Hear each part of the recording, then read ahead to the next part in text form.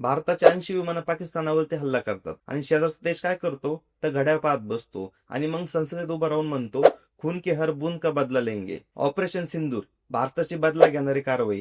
पहलगामच्या भीषण हल्ल्यानंतर भारतीय वायुदलाने थेट पाकिस्तानमध्ये घुसून 9 दहशतवादी तळ उद्ध्वस्त केली. दहशतवाद्यांचे पोस्टर बॉईज, त्यांचे सेफ हाऊसेस, सगळं काही जमीनदोस्त केलं.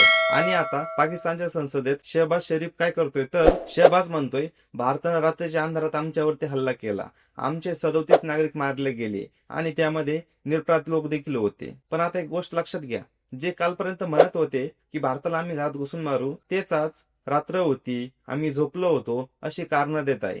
शहबाज शरीफ यांना म्हणायचंय की आमचं सैन्य तयार होतं, पण तरी देखील 80 विमानं आली, बॉम्ब टाकली आणि गेली सुद्धा. मग नेमकं पाकिस्तानची तयारी कुठली होती ते तरी त्यांनी सांगावं. ते पुढे म्हणतात भारताला रक्ताच्या प्रत्येक थेंबाची किंमत चुकवावी लागेल असं ते संसदेत म्हणाले. पण हल्ला झाल्यावर दुसऱ्याच दिवशी भारताला आम्ही मागं पाठवलं असं देखील ते म्हणतात.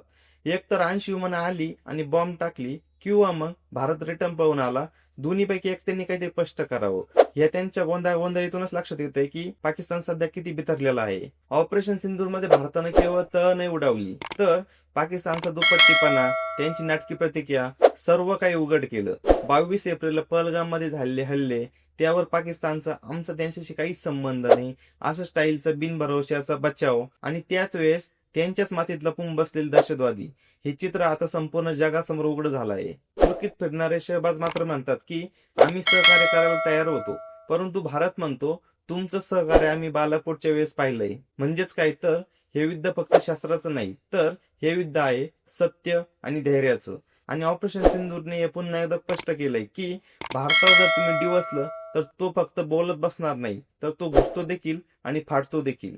मित्रो, तुम्हाला हा माहितीपूर्ण व्हिडिओ आवडला असेल तर व्हिडिओला लाईक करा आणि अशाच माहितीपूर्ण व्हिडिओ बघण्यासाठी आपलं युट्यूब चॅनल महाराष्ट्र लाईव्हला नक्की सबस्क्राईब करा. भेटूया नवीन व्हिडिओसह.